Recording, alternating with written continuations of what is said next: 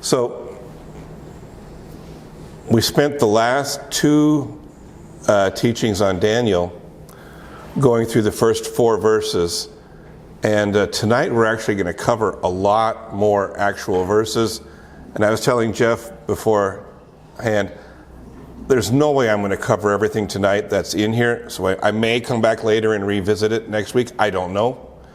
But anyway, let's just begin reading Daniel chapter 5. We'll read from verses 5 to verse 9 as we begin. Immediately the fingers of a human hand appeared and wrote on the plaster of the wall of the king's palace opposite the lampstand, and the king saw the hand as it wrote.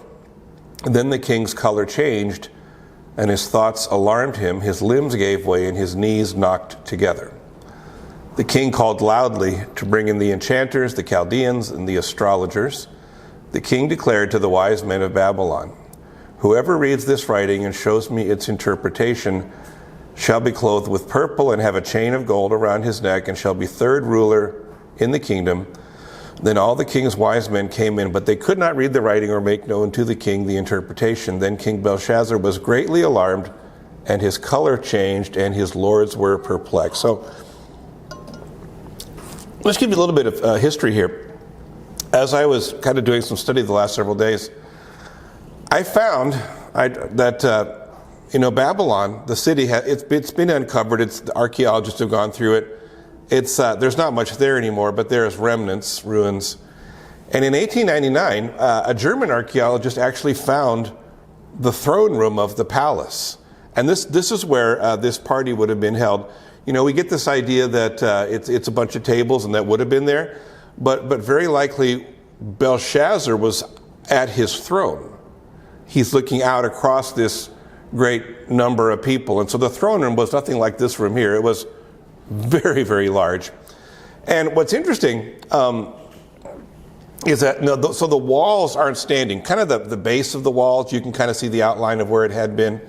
But what they discovered was that there was gypsum powder everywhere, all over the place.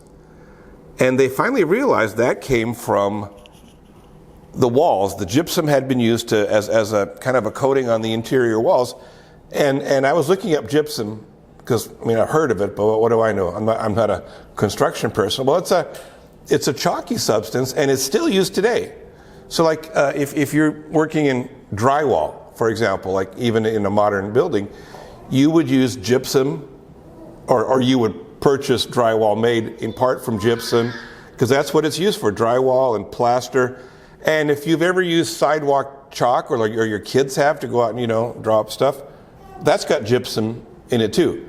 It's really great for this kind of construction, and that's important because what it tells you is that when this divine finger, appeared in the throne room there and was writing on the wall, the words would have been very, very easy to make out because the gypsum kind of functioned like a chalkboard surface. And it would have been very, very legible, very, very clear to make out. And here's something else. When you read verse 5, you realize that it also happened very close to a light source. Let's read verse 5 again.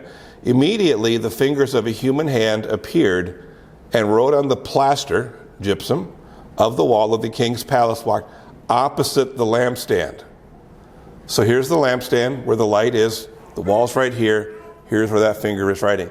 So this wouldn't have been happening off in a remote corner like you'd have to peer. Is that what I think it is? This was very, very evident, and nobody could have missed it who was paying any kind of attention at all. So that's what's happening. There's this hand writing these words. Now, what do we know about Belshazzar?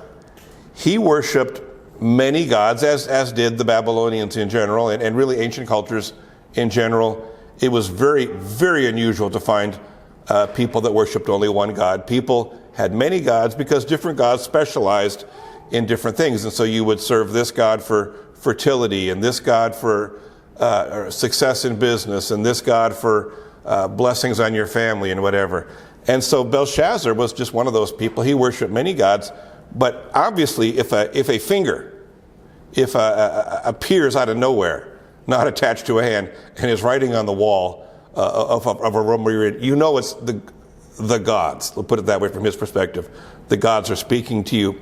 But he doesn't know who it is because, again, he serves a lot of gods. But the one thing he thinks very likely is that this message is directed at him. He's the king. He's the one in charge. And so because he thinks the gods are now trying to communicate with him and he can't understand what's being said, he has overwhelming fear hit him. Verse 6, then the king's color changed. I think you would say probably his face grew pale or whatever, right?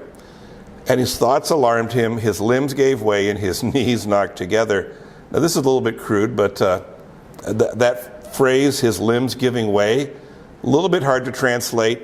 It might simply mean that he got, unable to walk, but the Hebrew wording actually could also mean that he lost control of his bodily functions. Depends what you want to see in that story. The phrase means the same. But whatever it was, he was terrified, and he couldn't understand the message, couldn't read what it said, and so he calls for help. Back to verse 7, the king called loudly, understandably, hey, to bring in the enchanters, the Chaldeans, and the astrologers. The king declared to the wise men of Babylon, whoever reads this writing and shows me its interpretation shall be clothed with purple, and shall have a chain of gold around his neck, and shall be the third ruler in the kingdom. Now, obviously all the wise men, quote unquote, got pretty excited. They wanted to be the one that interpreted the message, right? Because who wouldn't want such riches? Like you've been hoping your whole life for the big windfall. This is it.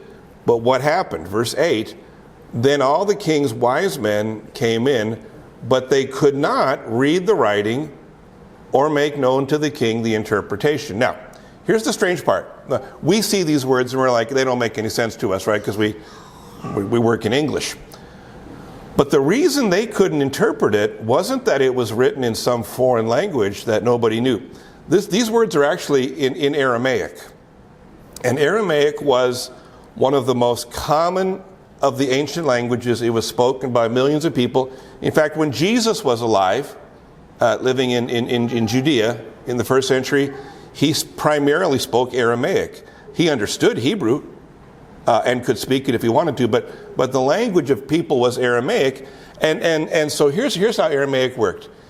Whatever country you grew up in the ancient Near East and the Mediterranean basin back then, you would have your own language, right? Syrians had their language, Jews had Hebrew, so you had your own language.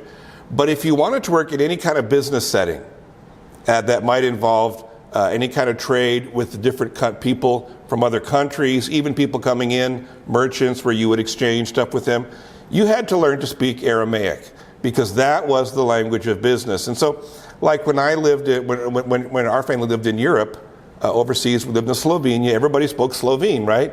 But they all learned another language. And it was typically English, and then they might add a third because you needed to be able to communicate with people in Europe. So you had to have a second language.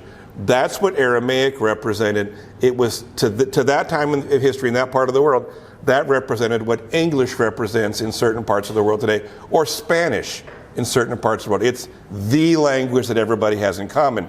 So because it's written in Aramaic, these wise men should have been able to read the words, but the Bible says that they couldn't. Let's read the first part of verse 8 again. Then all the king's wise men came in, but they could not read the writing. Now, I'm going to suggest two possibilities that I see for that, and maybe you'll think of something that we can talk about in discussion time that could explain it. But either originally it wasn't written in Aramaic, and what we have here is Daniel providing a translation. I don't think that's the case. I think he's writing in the story exactly what was on the wall. But it's possible. It might have been something else. We don't know. Or, this is another possibility, and again, I don't know that this is the case. It might have been that the Lord prevented them, the people there, from reading the words because he wanted Daniel to be the one who did it. Again, I'm not sure. So, something for you guys to think about. Maybe you'll have a better idea than I do as to why nobody could read these common words. They were actually kind of numbers, and we'll get into it next week, what these words were. But whatever the case, no one could read it. No one knew what to do about it. And so someone unexpected kind of steps in with some advice. Verse 10, the queen, because of the words of the king and his lords, came into the banqueting hall. And the queen declared, O king, live forever. Let not your thoughts alarm you or your color change. There is a man in your kingdom in whom is the spirit of the holy gods. In the days of your father, light and understanding and wisdom like the wisdom of the gods were found in him. And King Nebuchadnezzar, your father the king, made him chief of the magicians, enchanters, Chaldeans, and astrologers, because an excellent spirit, knowledge, and understanding to interpret dreams, explain riddles, and solve problems were found in this Daniel, whom the king named Belteshazzar. Now let Daniel be called, and he will show the interpretation. Now, what I discovered as I was studying is that this is pretty much the same day that Belshazzar is going to die. We've already kind of looked at that, this king here. And from the day that his grandfather, that's who Nebuchadnezzar was, from the day Nebuchadnezzar died till the day that Belshazzar dies, it's actually a period of 23 years. It doesn't seem like that, right? Because we go from chapter 4 to chapter 5 in the Bible, like, boom. But we're talking more than 2 decades. And during that time, Belshazzar, king of Babylon, had ignored Daniel. He didn't want any advice from him, didn't want to engage with this man who had helped his grandfather so much. He wanted to live his own life. But now he didn't have a choice, essentially, right? Because obviously God was speaking, or a God in his mind, and he wanted to know what these words meant. He's scared. And so, verse 13, then Daniel was brought in before the king. The king answered and said to Daniel, you are that Daniel, one of the exiles of Judah, whom the king my father brought from Judah. I have heard of you that the spirit of the gods is in you, and that light and understanding and excellent wisdom are found in you. Now the wise men, the enchanters, have been brought in before me to read this writing and make known to me its interpretation, but they could not show the interpretation of the matter. But I have heard that you can give interpretations and solve problems. Now if you can read the writing and make known to me its interpretation, you shall be clothed with purple and have a chain of gold around your neck and shall be third ruler in the kingdom. So when you read that, it seems like he's being very polite, right? Being like, I've heard you can do all this. Well, what I found out from people that know these languages well, scholars, Belshazzar's wording was actually somewhat disrespectful. And you see it in verses 14 and 16. He says, I have heard you can do this. And what that was actually a way of saying back then that I'm not convinced you can do this. I've heard. Someone told me. Maybe you can help. But that particular wording in the ancient language was like kind of a way of saying, maybe you can, maybe you can't. And so he's kind of being nice, but he's kind of giving him a backhanded compliment at the same time, like, I don't think you can do this. And he's also acting like, I'm doing you a favor, Daniel, by giving you a chance to earn this reward that I'm offering. I'm going to give you this, and I'm going to give you that, make you third in command. And so Nebuchadnezzar is acting as though he's the one doing Daniel a favor, when in reality, Belshazzar is the one who needs Daniel's help. Now, but remember what I said a minute ago.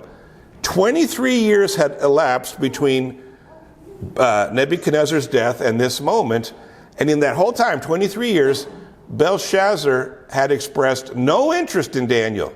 Couldn't care less about Daniel. Daniel's God wasn't interested in the least.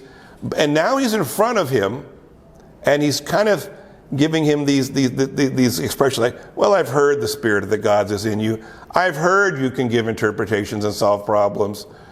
And it's kind of disrespectful. Again, it's not clear in English, but people back then would have picked up on that. And Daniel definitely would have known what's going on. So as you keep reading, you can kind of see what's happening to Daniel. He refuses to go along with this disrespect. Oh, first of all, he wasn't tempted by all the rewards, right? Like he didn't want the money and all the titles and all that. So he answers in a way that kind of shows, hey, Belshazzar, I know what you're really doing here. That's in verse 17. Then Daniel answered and said before the king, let your gifts be for yourself and give your rewards to another. Now let me pause there. You think, oh, Daniel's just being unselfish. In the ancient world, to refuse a gift from a king was actually kind of dangerous. It was kind of throwing it back at the king's face. And it was a way of saying, I don't want what you can offer me. And in another situation, Belshazzar may have been tempted to say, okay, well, off with your head, you're into the fiery furnace or whatever, right? So this is Daniel repaying disrespect given to him with disrespect of his own. Let your gifts be for yourself, give your rewards to another. Nevertheless, I will read the writing to the king and make known to him the interpretation. Now, part of what's going on here, Daniel by now is an old man. He doesn't have that long left. And at a certain point in life, a lot of people are like, what are you going to do to me? You know, I'm 85, I'm 90, you know, what are you going to do to me? He's just not all that worried about what this king can do. And so he decides, number one, I don't want your money. You can't bribe me. You can't pay me off to do this for you. And he decides it's time to give this king, this foolish king, a history lesson. So let's begin reading at verse 18, and we'll go all the way through verse 23. And this is a Daniel recounting the story of Nebuchadnezzar, Belshazzar's grandfather. O king, the Most High God gave Nebuchadnezzar your father kingship and greatness and glory and majesty. And because of the greatness that he gave him, all peoples, nations, and languages trembled and feared before him. Whom he would, he killed, and whom he would, he kept alive. Whom he would, he raised up, and whom he would, he humbled. But when his heart was lifted up and his spirit was hardened, so that he dealt proudly, he was brought down from his kingly throne, and his glory was taken from him. Now, verse 21, he recounts the story of what happened. He was driven from among the children of mankind, and his mind was made like that of a beast, and his dwelling was with the wild donkeys. He was fed grass like an ox, and his body was wet with the dew of heaven, until he knew that the Most High God rules the kingdom of mankind and sets over it whom he will. And you, his son, Belshazzar, have not humbled your heart, though you knew all this. You have lifted yourself up against the Lord of heaven, and the vessels of his house have been brought in before you. You and your lords, your wives, your concubines have drunk wine from them. You have praised the gods of silver and gold, of bronze, iron, wood, and stone, which you do not see or hear or know, but the God in whose hand is your breath, and whose ways are all your ways, you have not honored.